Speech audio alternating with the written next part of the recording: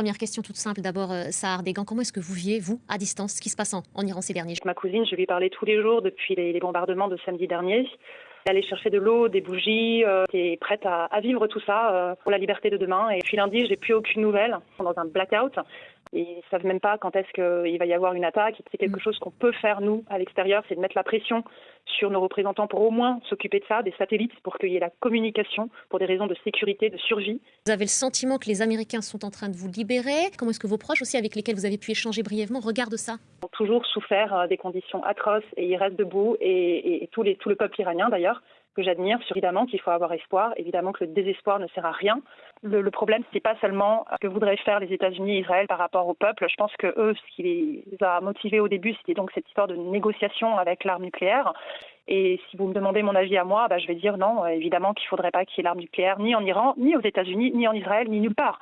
Donc j'ai envie d'avoir de l'espoir que oui, ils sont vraiment venus juste pour nous libérer. Mais je ne pense pas que ce soit un fait. Le peuple est juste incroyablement courageux et moi je suis juste à genoux, humble, en admiration devant la résilience de ces femmes et de ces hommes en Iran. Et les femmes, précisément, nous sommes le 8 mars, journée ô combien importante et symbolique. Vous êtes chorégraphe et danseuse, je le disais, Sahar Degan. Peut-être en regarder quelques images. Vous dansez dans un spectacle qui s'appelle Cabaret de l'exil, Femmes Persanes. Le Cabaret de l'exil, Femmes Persanes de Bartabas, c'était il y a un peu plus d'un an.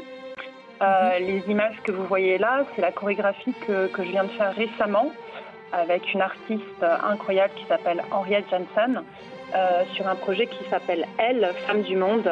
Et c'est vraiment le sentiment que j'ai justement en ce moment, déjà depuis les massacres, puis cette guerre. Et c'est un sentiment en fait de blackout, exactement, comme si moi-même je suis dans un blackout tellement je suis liée avec ce peuple en Iran, dans le noir, et que je ne sais pas exactement comment sortir de ce blackout, comment sortir d'une sorte de prison un peu mentale. C'est très très difficile pour nous, même si on a cet espoir, on veut la liberté, on veut toujours lutter pour cette liberté, toujours, et on ne va pas lâcher l'affaire. Ces mouvements en même temps d'une sorte de lutte et en même temps une sorte de perte de la tête, parce qu'on est vraiment en train de perdre la tête en ce moment.